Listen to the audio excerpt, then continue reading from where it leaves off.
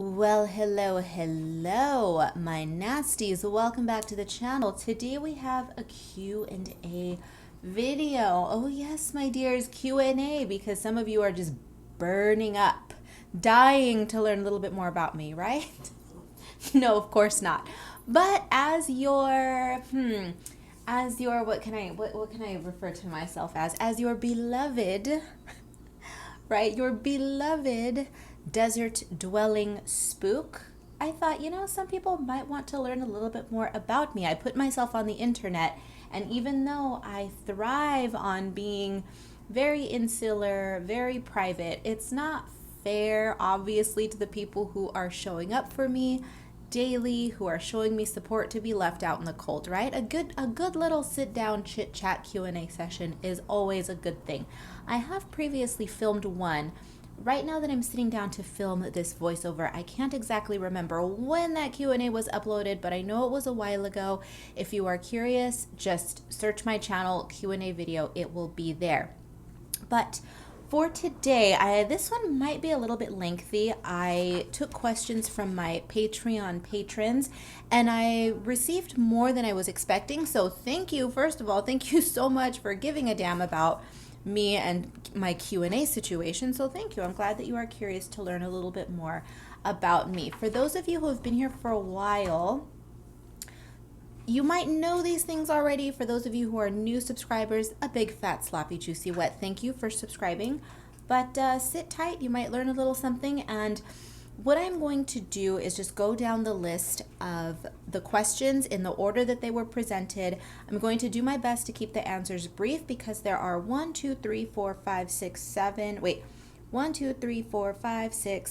questions, and within those 7 questions, there might be sub questions. So let's go ahead and dive on in. But before I do, excuse me, this was a bad transition. The artwork that you are seeing in the background are my 80s inspired fashion illustration-esque marker sketches. This is something new that I started on a whim at the end of February, and I am obsessed. I am in love. I am rediscovering my love for alcohol markers after having been in watercolor world for so long. Oh, I'm not putting the watercolors away, absolutely not, but I am rediscovering my love for markers, and it is just taking me places. It is doing things to me, and I'm loving it. If you follow me on Instagram or I did post a quick little clip on TikTok. I'm trying to post more on TikTok, but it's just not happening. But I am, infrequently, but I am. But in any case, you saw these on my Instagram if you follow me over there. Just marker ink on marker paper. Links to the supplies will be down below. Links to my social media and everything else down below as well. This was a long intro. Let's get into the Q&A. Okay, so we're going to start with, and if you guys don't want me to say your names, I'm so sorry. Next time, please tell me specifically, or I'll post it on Patreon. Just let me know. I know at least one of you wants to be very secretive, so I'm not going to say your name. But we're going to start with Ms. Debbie E. Miss Debbie says, would you ever consider publishing an artist edition of your books with paper that would take water mediums? And the answer to that is, I would absolutely consider it if I had I'm doing the make it rain hand motion. I don't have the money for that. I am an independent artist. I am completely self-funded. I do everything on my own. I am one little monster. I am the ringleader of my creative circus. And frankly, there's so much I wish I could do, but money is, of course, the issue. Money. Isn't that always the root of everything, right? So yes, I would love to accommodate those of you who prefer thick, beautiful, gorgeous books, but I do not have the funds to do that. Nor do I have a publisher backing me to do any of this. Again, completely self-funded, fully independent artist. So I would like to, but is it going to happen anytime soon? Highly unlikely. All of that said, feel free to use whatever mediums you want in my books. I do not believe in the idea that your paper dictates what supplies you need to use. I say this ad nauseum in my color and chats. If you want to use watercolor in my coloring books, use it. If you want to use acrylic paint, use it. And many of you do. You are only limited by your own naysaying, your own internal naysaying. Now, no, my books are not going to accommodate watercolor the way that a watercolor paper would. Obviously, it's going to look much different. You're not going to get the beautiful, masterful look of a watercolor paper with watercolor. It's just not going to happen. But that said, I do have PDF versions of my coloring books available for download in my Etsy shop. So there you go. Debbie, thank you for the question. I would love to release an artist edition book, but at this point in time, can't do it. Moving on to Miss Alexis. Alexis says, what made you decide to move to the desert? Had you always wanted to move there? And this is something that I've touched on several times throughout the years, and this was a literal spur of the moment decision. I had never, ever, ever, ever had any desire to move out to the desert prior to the very first visit that I ever made to Palm Springs. What happened is I was very stressed out one day. I was stressing out about work. I was stressing out about, I had an office job prior to my moving out to the desert. I was hopping between advertising agencies, design agencies, and I also was juggling a retail job at the time. So I was a manager at an art supply store. I was working and interning at various boutique design agents. It was a lot. I was balancing a lot, and I needed to figure out what to do because I was not happy. I was working in creative fields as a graphic designer, of course, in advertising and marketing, but I despised every office job that I ever worked for. I was not made for an office. So one day I woke up really early on a Sunday. I went to my favorite coffee shop, and I thought, you know what? Today I'm just going to get in my car. I'm going to jump in my car, and I'm just going to drive. I'm going to drive, and we'll see where I end up at the end of the day. So I ended up hopping onto the 8 freeway, which is a freeway that is in San Diego, where I used to live, and I had never driven the extent of the 8 freeway. My entire life, never done it, and I've lived in San Diego forever. So I jumped on the 8, and I drove, and I drove, and I drove, and the further I drove, I ended up in the most alien landscape I had ever seen. Piqued my interest. I kept driving, and eventually I was led to Palm Springs. Now, the day that I came out to Palm Springs, the temperature was well into the hundreds. The cicadas were all over the place. The air was thick, hot, humid, which is fairly rare for the desert, but it was very humid. Not a single person in sight, and I fell in love. I had never been to Palm Springs previously, never had any desire of coming out here, but that day, it was one of those love at first sight situations. Some people out there are shaking their heads. There's no such thing as love at first sight. No, I truly believe that. As a hopeless romantic, I absolutely believe it, and here's proof positive that it exists. Because it took that one trip out here for me to realize, I don't know what it is about this time capsule. Everything looks so retrofabulous. It looks as though I got in my car and I drove back to the 60s, fell in love with it. So from that day, I told myself, that's it. I'm getting my ducks in a row. In a few months, get everything I need together. I'm going to gather myself. I'm going to quit my job, and I'm moving to the desert. And voila, here we are.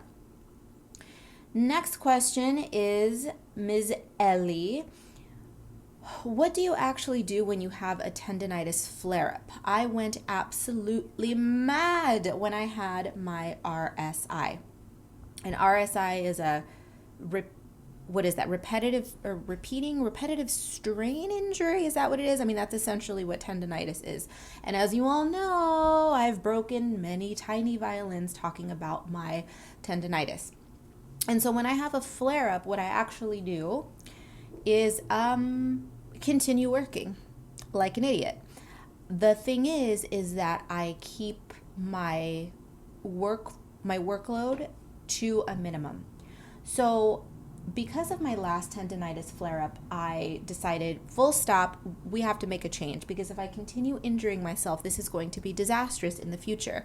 So I purchased an iPad, and the rest is history. I've been using my iPad in conjunction with my traditional artwork, which has done wonders for my wrist. I have chronic tendonitis in my right wrist, and I happen to be right-handed. How fortunate. So what I do is I just keep off of it. I have been progressively getting better at not being as obsessively tied to my art desk. I used to injure myself because I would spend every waking hour at my art desk. I mean, hours and hours and hours and hours, and that is why I would destroy myself. So what I do now is I take frequent breaks. I mean, every hour or so, I will take a good healthy break. I will get off of my wrist. I will not use it. And I also use a brace. So I don't necessarily stop working altogether. I just work a lot less, and I allow myself to take breaks. Good luck, girl, because these injuries suck. Trust me. Casey, the lovely Casey says, I am inspired that you enjoy your own company and are a loner. Me too.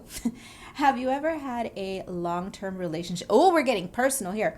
Have you ever had a long-term relationship, and are you self-conscious doing certain things alone? Thank you, my darling, for the admiration. I appreciate it. Have I ever been in a long-term relationship? Nope. Not against it, but it's just not something that I seek. It's one of those, if it happens, it happens. If it doesn't, all right. Let's see. I should say, people assume that because I'm Little Miss Independent Loner that I poo-poo people who decide to be in long-term relationships. I don't poo-poo it at all. It's just one of these things that has never been a priority in my life. At the sake of sounding self-absorbed, but it's my life. I can be self-absorbed. My priority has always been me, right? So myself, my entertainment, my needs come first. And then, if the universe decides to plop someone in front of me and say, hey, here's a partner for you, cool, I'll take it. But otherwise, I'm just doing my thing. I like this part of the question. Are you self-conscious doing certain things alone? Oh my God, yes. But not for reasons that you might be thinking. So one thing I absolutely hate doing by myself is going out to bars alone. And not because I'm embarrassed. Trust me, it takes a lot to embarrass me. I don't embarrass easily. But what I loathe about going to a bar by myself is that each and every time I go, without fail, someone sees me at a bar and assumes, oh, poor thing, she must be bored and lonely and looking for company. So one of two things occurs. Either someone will engage me in conversation, which annoys me to no end because I wasn't looking for a companion. If I wanted a companion, I would have invited somebody to come with me. But what ends up happening is I have to entertain someone for a few minutes and then figure out an escape plan if they're polite, or if I just can't stand them from the jump, I have to be an absolute jerk and tell them, hey, thanks but no thanks, leave me alone. Which, that might sound harsh to some people, but hear me out. I think it's far better for me to be upfront and honest with somebody so that we don't waste each other's time. I don't want to lead somebody on pretending that I'm interested in their company when really I'm taking their time away from them. They could be using that time to go speak to somebody who actually gives a damn, right? So it may sound harsh, ripping the Band-Aid off quickly, but I'm doing them a favor. So that's the one thing I hate doing. Sometimes this happens at coffee shops too. I'll be enjoying my coffee. There will be a million empty seats around me. And of course, inevitably, somebody decides to plop down on the seat next to me. I'm like, there's a million other seats, bitch. Sit somewhere else. Now, if somebody is having a bad day and they're on the verge of a mental breakdown and they just need somebody to talk to, that's different. But say so. Say, listen, I've had a rough day. I'm about to jump off this building. Please tell me not to. Okay, different story. You need help. You're not really interested in talking to me. You just want some help, right? Then fine. That is the exception. But if I'm there on my own, enjoying myself, go away. I don't want to worry about having to swat people. Maybe I need to carry around human-sized fly swatters, right? I don't know. I don't know what it is. But there you go. Helen, the witch of the UK. That's not what she calls herself. That's what I call her. But Helen says, I collect tarot and oracle decks. I want to learn to read them, but some decks are very precious to me because I adore the artist, and it's a lovely way of owning some exquisite artwork. Is it something you would ever consider doing? And then she asks, time and money aside, where would you like to take your art, i.e. develop it into your dream levels and ambition? So, tarot and oracle decks. Fun fact, I own a few. Fun fact, I know how to read tarot cards. I do. I don't do many readings for other people. I do them mostly for myself, and it's for fun. I consider it mostly a parlor trick. I'm not going to say that I'm not a highly spiritual person. That's not true, because I am to a certain degree. But I view tarot cards from a more secular perspective. I think that they're a great tool for internal introspection and reflection. I don't believe that I'm receiving messages from the universe. It's not how I see it, but I do think that they are a fantastic psychological tool. So I do know how to read them. Am I good at it again? No. But I can do a reading, just so you know. And would I ever like to do artwork for tarot cards? My God, I would love it. I would love it. But it's a money thing. It costs money to get one of these things together, to actually find a print house, to print them, and then the cost, and it's just a lot. So it's just one of those dream list, wish list items that I would like to accomplish someday. Now, in terms of, what did she say? Where would I like to take my art? Well, if I had absolutely no bills and all the time in the world, I would love to not only improve my skills, but I would, my God, this is a tough question, because everyone wants to improve, right? Everybody does. But truly, I would love to improve my levels to such a way where I have a large audience. I am not somebody who is in any position to compete with the great artists out there, right? Because I offer something very different. I offer a unique style that is sketchy and very low tech, right? And it's something that is very niche. And I would like the niche that I inhabit to be one that people are actively interested in seeking. I would love to have a quote unquote cult following, if you will, so that I could have a proper boutique of my artwork. I would love to have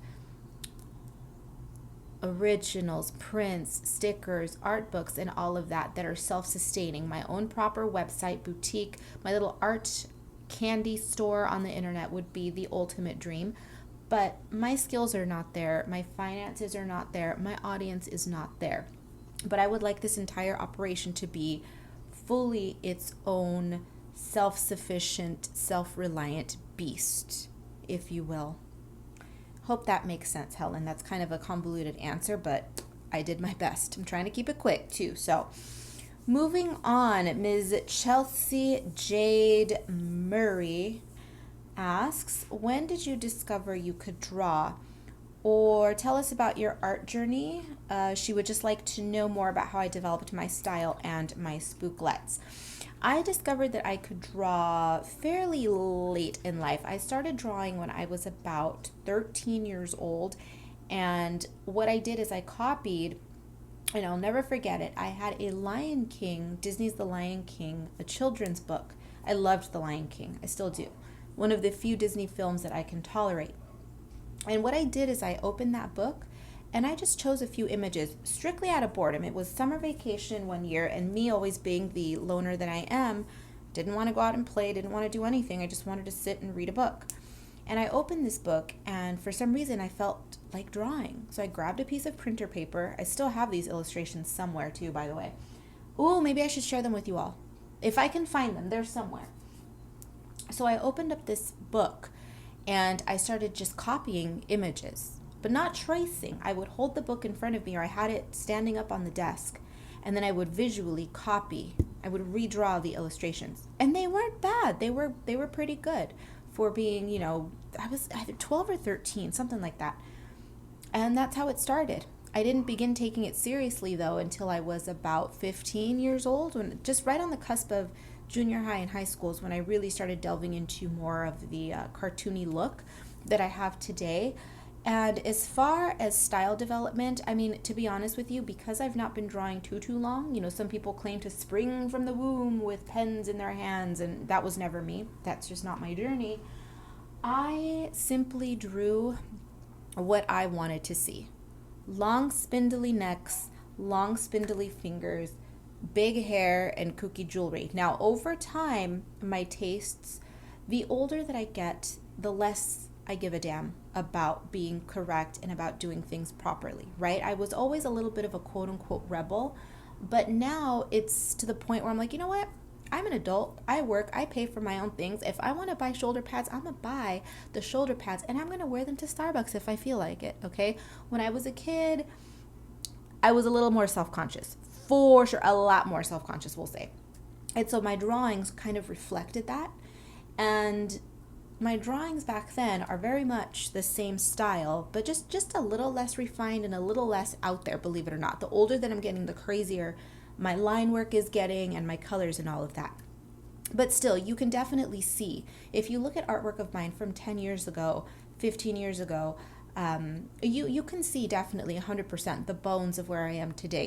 It's clearly my artwork. So things have changed and things have improved, but overall, I've always been the same creature, for better or worse. And this person, I will not be naming these names. And is this the last question? Yeah, okay. This is the final question. And this comes from the mystery person. And this mystery person asks, what's happening with the Harlequin Glass? Have you found an artist? If not, will you continue? Is the Harlequin Glass the only comic you want to do, or do you have another storyline you would like to create? Also, do you have a coloring book goal? For example, after 50 books, will you only do Patreon? And one more question. When you started with the coloring books, it was because no other books interested you. Has that changed? Do you like another artist's coloring books, their art? Do they inspire you? If so, who? Okay, this is a lot, and I'm going to take a sip. Let me take a little sip of my water here. All good questions, and I'm going to answer them all. So the Harlequin Glass. What is the Harlequin Glass? Okay, for those of you who do not know, I have an entire playlist on my channel dedicated to the Harlequin Glass. The Harlequin Glass is my baby. It is, just received a message, excuse that noise. The Harlequin Glass is my comic book. I have difficulty speaking about this book because that is one reason why I destroyed my wrist last year, because I was overworking myself because I wanted to get my book done. And it's difficult to talk about because when I was working on that book, I was working on the Harlequin Glass, and concurrently I was working on my illustrations, and then on top of that I was working on coloring books, and on top of that I was working on my design work for Cat Eyes and Cacti, which is my other brand. And I realized, girl, this is physically unhealthy. Mentally, I was stimulated. I can work on a million different projects, and I was living the dream. I was writing stories, storyboarding comics, doing all of that. But physically, I climbed up the mountain, was looking at the beautiful vistas, and then my wrist died.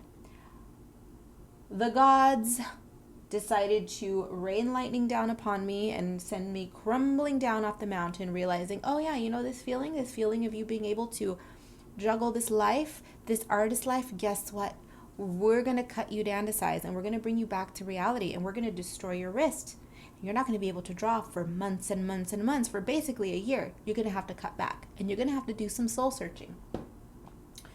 So I told myself, I can't. I am too in love with writing stories, with storytelling in general, and developing characters, that I need to find somebody to work with.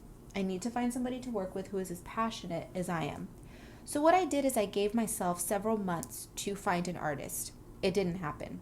And I understand, people want to get paid for their work. And even though I was willing to pay for the work, people were reaching out to me with, yeah, we'll illustrate your work, but we need $10,000, $15,000 to illustrate a comic book. And I'm thinking, are you dumb? Do you realize what comic book artists make? They don't make $15,000 per book, honey. I'm an independent artist. That's not going to happen. I can pay you, but I can't pay you that. And so people are going to ask what they think they deserve. And I understand that, okay? But what irritates me is when they read my requirements and what I'm expecting, and then they come at me with that. I'm like, no, don't. I'm not going to disrespect you by asking you to accept less compensation, but at the same time, I would expect you to not disrespect me by wasting my time demanding more than what I can provide, right? So I never found anyone, and I miss the story so much. I miss it. I released 2 issues of the book, and I had to just cut it off. But what I'm thinking I'm going to do is continue to work on it digitally.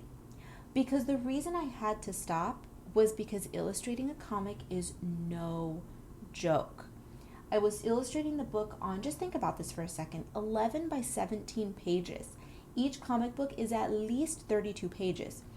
32 pages I had to pencil, I had to ink, I had to scan, I had to letter, I had to assemble all of this massive project alone, and I just couldn't do it.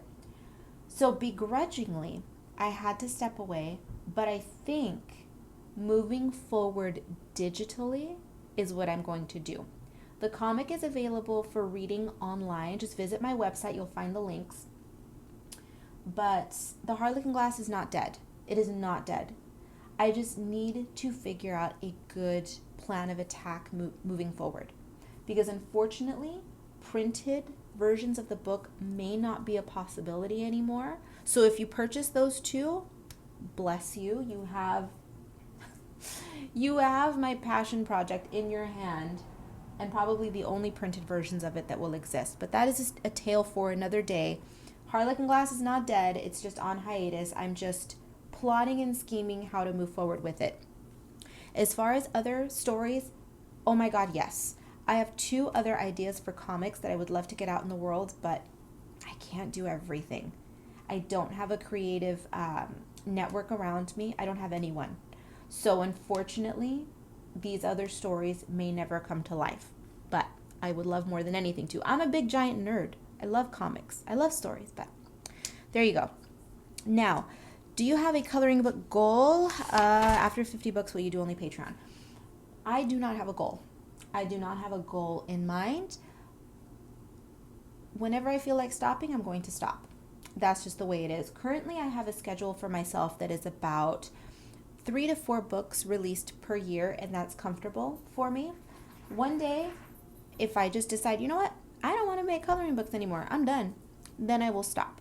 But until then, no, I don't have any intention of stopping. And the final part to the question was, when you started with coloring books, it was because no other books interested you. Has that changed? That has not changed at all. I am, once again, at the risk of sounding like a self-absorbed ass, I think life is too short to worry about what other people are doing and to waste my time researching what other people are doing. You guys know I'm juggling so much at all times that I have no interest in other artists and what they're up to. And the reason for that is because as an artist myself, I'm constantly, excuse me, I'm getting text messages now. Oh my gosh, so sorry for the noises. I'm constantly working on my own ideas, my own techniques, that I just don't have time to, again, worry about other people, because everything that inspires me are the other passions in my life: architecture, fashion. So when I actively seek inspiration, it is from the fashion designers, the perfumers, the architects, the interior designers. All of that other external creative work is where I seek inspiration. You will find that in my illustrations, you will see architectural details in the clothing. I mean, hell, I have another brand that is dedicated almost strictly to architecture. You will see that a lot of the fashion designers that I adore inspire so much of the fashion that not only I wear, but that I illustrate. The music that I listen to inspires my work. So, in terms of visual artists and illustrators, I can't be bothered. Now, that's not to say that I don't enjoy going to art museums. Absolutely no, I love it. I love seeing artwork. I love Andy Warhol and Basquiat and all of the classics, basically. But no, as far as contemporaries, I can't be bothered. Again, it's just me being a loner weirdo with no network and no creative pool of friends to brainstorm with, right? So it's just me, myself, and I. And there you go. And that is going to do it for this Q&A. This went a little bit longer than I thought. I was trying to keep it to 25 minutes, so kind of failed there, but I think we did okay. Thank you to my Patreon patrons for submitting questions. I will be doing another Q&A in the future. Maybe once or twice a year we'll do this just as a little chit chat, learn a little about me. Let me know what you think down below, your thoughts. If you feel the need to bitch and complain about anything, by all means do it down below. That's what I'm here for. I am here to be your hangout space. If you need to vent amongst yourselves, and I might pop into. But that's going to do it for today. Thank you once again to everyone, to those of you who are subscribed to my channel. Big, fat, juicy thank you to my Patreon patrons, to everyone, whether you're a patron or not. It doesn't matter. Thank you for being here, for hanging out with me, and for dealing with it. Because it's a lot. I'm a lot to handle, I know, and I appreciate your tolerance. Everything you need to know will be down below. Links to my social media, links to the art supplies that I used in this video, links to where you can shop for my merch, and all of my goodness online. As always, just bookmark my website. That is the hub for everything Karla related. There you go. I'm taking off now. Be bad. Be good. I don't give a damn which. Just try to come back in one piece. All right? I will see you in the next one.